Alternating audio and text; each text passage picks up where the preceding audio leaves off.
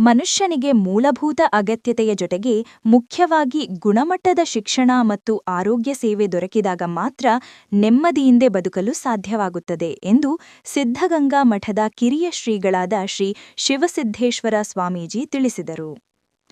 ಪಟ್ಟಣದ ಸಾರ್ವಜನಿಕ ಆಸ್ಪತ್ರೆಯ ರಸ್ತೆಯಲ್ಲಿರುವ ಶ್ರೀ ಸಿದ್ಧಗಂಗಾ ಡಯಾಲಿಸಿಸ್ ಕೇಂದ್ರ ವಾರ್ಷಿಕೋತ್ಸವ ಸಮಾರಂಭವನ್ನು ಉದ್ಘಾಟಿಸಿ ಮಾತನಾಡಿದ ಅವರು, ಪ್ರತಿಯೊಬ್ಬರಿಗೂ ಗಾಳಿ, ನೀರು, ಆಹಾರ, ವಸತಿ ದೊರಕಿದಾಗ ಮಾತ್ರ ನೆಮ್ಮದಿ ಕಾಣಲು ಸಾಧ್ಯ ಎಂದರು. ಪಾವಗಡ ರಾಮಕೃಷ್ಣ ಆಶ್ರಮದ ಜಪಾನಂದ ಮಹಾರಾಜ ಸ್ವಾಮೀಜಿ, ಸಿದ್ಧಗಂಗಾ ಆಸ್ಪತ್ರೆಯ ಕಾರ್ಯನಿರ್ವಹಣಾ ನಿರ್ದೇಶಕ ಡಾ ಎಸ್ ಸಚ್ಚಿದಾನಂದ, ಡಾ ಶಾಲಿನಿ, ಡಾ ಅರುಣ್, ಸಿದ್ಧಗಂಗಾ ಮೆಡಿಕಲ್ ಕಾಲೇಜಿನ ಮುಖ್ಯ ಕಾರ್ಯನಿರ್ವಹಣಾಧಿಕಾರಿ ಡಾ ಎನ್ಎನ್ ಸಂಜೀವಕುಮಾರ್, ಡಾ ಸ್ವಾತಿ, ದಾನಿಗಳಾದ HB Shivakumar, NM Shivakumar, HV Veeresh, HB Rudresh, Anuradha, Umashankar, ತಾಲೂಕು ಆರೋಗ್ಯಾಧಿಕಾರಿ ಆನಂದ್, ಪುರಸಭೆ ಮುಖ್ಯಾಧಿಕಾರಿ ಸುರೇಶ್, ಮುಖಂಡರಾದ ಎಂಎಸ್ ಶಂಕರನಾರಾಯಣ, ಎಂಜಿ ಶ್ರೀನಿವಾಸಮೂರ್ತಿ, ಕಸಾಪ ಅಧ್ಯಕ್ಷೆ ಸಹನಾ ನಾಗೇಶ್, ಶಿಕ್ಷಕ ಶಶಿಕುಮಾರ್ ಇದ್ದರು. ನೆಮ್ಮದಿಯ ಬದುಕನ್ನು ನಾವೆಲ್ಲ ನಿರ್ವಹಣೆ ಮಾಡಬೇಕು ಅಂತಕ್ಕಂಥದ್ದು. ಇವತ್ತು ಮನುಷ್ಯ ನೆಮ್ಮದಿಯಾಗಿ ಬದುಕನ್ನು ನಿರ್ವಹಣೆ ಮಾಡಬೇಕು ಅಂತಂದ್ರೆ ಅವನಿಗೆ ಒಂದಷ್ಟು ಮೂಲಭೂತದ ಅಗತ್ಯತೆ ಇರತಕ್ಕಂಥದ್ದು. ಆ ಮೂಲಭೂತ ಅಗತ್ಯತೆಗಳು ಯಾವುದು ಅಂತಂದ್ರೆ, ಒಂದು ಒಳ್ಳೆ ಗಾಳಿ ಬೇಕು ಅವನಿಗೆ, ಶುದ್ಧವಾದಂತಹ ನೀರು ಬೇಕು, ಸತ್ವಯುತವಾಗಿರ್ತಕ್ಕಂಥ ಆಹಾರ ಬೇಕು, ಅದ್ರ ಜೊತೆಗೆ ಒಂದಷ್ಟು ವಸತಿ ಬೇಕಾಗಿರುವಂಥದ್ದು. ಈ 4 ಮೂಲಭೂತ ಅಗತ್ಯತೆಗಳೇನಾದರೂ ಮನುಷ್ಯನಿಗೆ ಸಿಕ್ಕಿದ್ರೆ ಅವನು ಒಂದಷ್ಟು ನೆಮ್ಮದಿಯ ಜೀವನವನ್ನು ನಿರ್ವಹಣೆ ಮಾಡಬಹುದಾಗಿರುವಂಥದ್ದು. ಇದು 21ನೇ ಶತಮಾನ, ಇದೊಂದು ಆಧುನಿಕ ಯುಗ, ವಿಜ್ಞಾನ ಯುಗ, ತಂತ್ರಜ್ಞಾನ ಯುಗ. ಈ ತಂತ್ರಜ್ಞಾನದಲ್ಲಿ ನಾವು ನೆಮ್ಮದಿಯಾಗಿ ಬದುಕಬೇಕು ಅಂತಂದ್ರೆ ಈ 4 ಅಗತ್ಯತೆಗಳ ಜೊತೆಗೆ ಈ 2 ಅಂಶಗಳನ್ನು ನಾವೆಲ್ಲ ಪರಿಗಣಿಸಬೇಕಾಗಿರುವಂಥದ್ದು. ಒಳ್ಳೆ ಗಾಳಿ ಇರಬೇಕು, ನೀರಿರಬೇಕು, ಆಹಾರ ಇರಬೇಕು, ವಸತಿ ಇರಬೇಕು.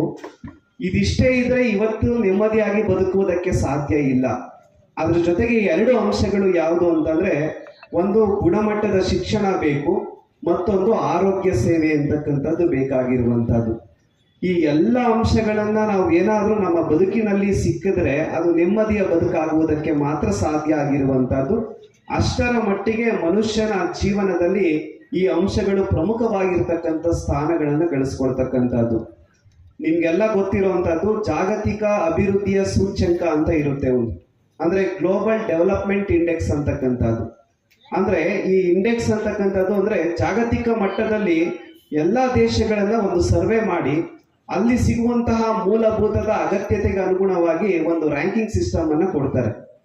ಅಂತಹ ಒಂದು ಜಾಗತಿಕ ಅಭಿವೃದ್ಧಿಯ ಸೂಚ್ಯಂಕದಲ್ಲಿ ಒಂದು ರಾಷ್ಟ್ರಕ್ಕೆ ಉತ್ತಮವಾಗಿರ್ತಕ್ಕಂಥ ಶ್ರೇಣಿ ಸಿಗಬೇಕು ಅಂತಂದ್ರೆ ಈ ಮೇಲಿನ ನಾನು ತಿಳಿಸಿದಂತಹ ಎಲ್ಲ ಮೂಲಭೂತವಾಗಿರ್ತಕ್ಕಂಥ ಅಂಶಗಳನ್ನ ಅಲ್ಲಿನ ಪ್ರಜೆಗಳಿಗೆ ಎಷ್ಟರ ಮಟ್ಟಿಗೆ ಅದು ಒದಗಿಸಲ್ಪಡ್ತಾ ಇದೆ ಅನ್ನುವಂತಹ ಆಧಾರದ ಮೇಲೆ ಆ ಜಾಗತಿಕ ಅಭಿವೃದ್ಧಿಯ ಸೂಚ್ಯಂಕವು ನಿರ್ಧಾರವಾಗ್ತಕ್ಕಂಥದ್ದು.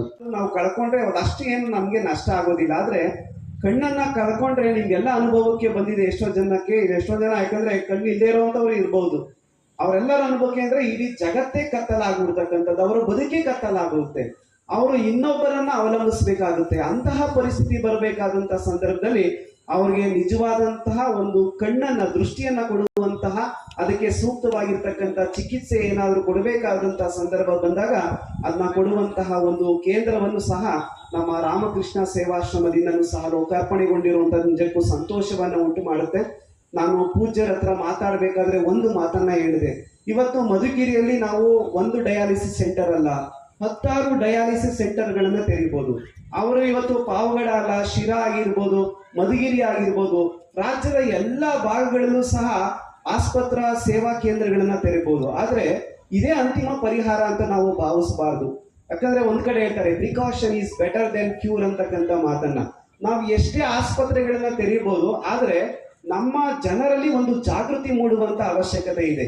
ನಾವು ಆಸ್ಪತ್ರೆಗೆ ಹೋಗದೇ ಇರುವಂತಹ ಪ್ರಯತ್ನವನ್ನ ಮಾಡೋದೇ ನಿಜವಾದಂತಹ ಒಂದು ಈ ಕಾರ್ಯಕ್ರಮದ ಸಂದೇಶ ಅಂತ ನಾವೆಲ್ಲ ಭಾವಿಸ್ಕೊಳ್ಬೇಕಾಗಿದೆ. ಅಂದ್ರೆ ನಿಮ್ ಕಣ್ಣಲ್ಲಿ ನೀರು ನಿಮ್ಗೆ ಗೊತ್ತಿದ್ದೇನೆ ಬಂದ್ಬಿಡುತ್ತೆ. ಅಷ್ಟು ಕಷ್ಟದಲ್ಲಿದ್ದಾರೆ ಈ ಪೇಷಂಟ್ಸ್ ಇಲ್ಲಿಗೆ ಬರೋರು. ಬಸ್ ಚಾರ್ಜ್ ಇರೋದಿಲ್ಲ, ಅಪ್ಪ ನೀನು ಎಲ್ಲಿಂದ ಬರ್ತಿದ್ಯಾ ಮಗು ಅಂದ್ರೆ, ಈ ಹತ್ರದಿಂದ ಹಳ್ಳಿಯಿಂದ ಬರ್ಲಿಕ್ಕೂ ಬಸ್ ಚಾರ್ಜ್ ಇಲ್ಲದಂತಹ ಪೇಷಂಟ್ಸ್ ಬರ್ತಾರೆ ಇಲ್ಲಿ. ನಿಜವಾದ ಅರ್ಥದಲ್ಲಿ ಜೀವನಲ್ಲಿ ಶಿವನನ್ನ ಕಂಡು ಸೇವೆ ಮಾಡುವಂತಹ ಒಂದು ಸೇವಾ ಯಜ್ಞ ನಡೀತಾ ಇದೆ.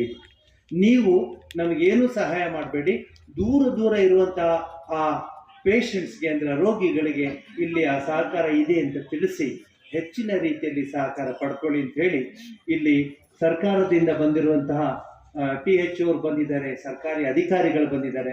ನಾನು ಯಾವತ್ತೂ ಏನು ಒಂದು ಮಾತು ಹೇಳ್ತೀನಿ, ಸರ್ಕಾರ ಇದು ಮಾಡಿಲ್ಲ ನಾವು ಮಾಡ್ತೀವಿ, ಅವ್ರು ಯಾಕೆ ಅದೆಲ್ಲ ನಾವು ಮಾತಾಡೋದಲ್ಲ. ನಾವೆಲ್ಲ ಟೀಮ್ ಮೇಟ್ಸ್, ನಾವೆಲ್ಲ ಸೇರಿ ಕೆಲಸ ಮಾಡ್ತೀವಿ. ಏನೋ ತೊಂದರೆ ಇದ್ರೆ ಅವ್ರ ಹತ್ರ ನಾವು ಹೋಗ್ತೀವಿ, ಅವ್ರು ಇಲ್ಲಿಗೆ ಬರ್ತಾರೆ. ನಮ್ಮ ಆ ಬಾಂಧವ್ಯ 30 ವರ್ಷದಿಂದ ಇದೆ, ಅದೇ ರೀತಿ ನಡ್ಕೊಂಡು ಹೋಗುತ್ತೆ. ನಮಗೂ ಅವ್ರಿಗೂ ಯಾವುದೇ ರೀತಿಯ ಕಾಂಪಿಟೇಷನ್ ಇಲ್ಲ, ಬದಲಾಗಿ ಸೇವೆಗೆ ಮತ್ತೊಂದು ಕೈ ಸೇರಿದೆ ಅಂತ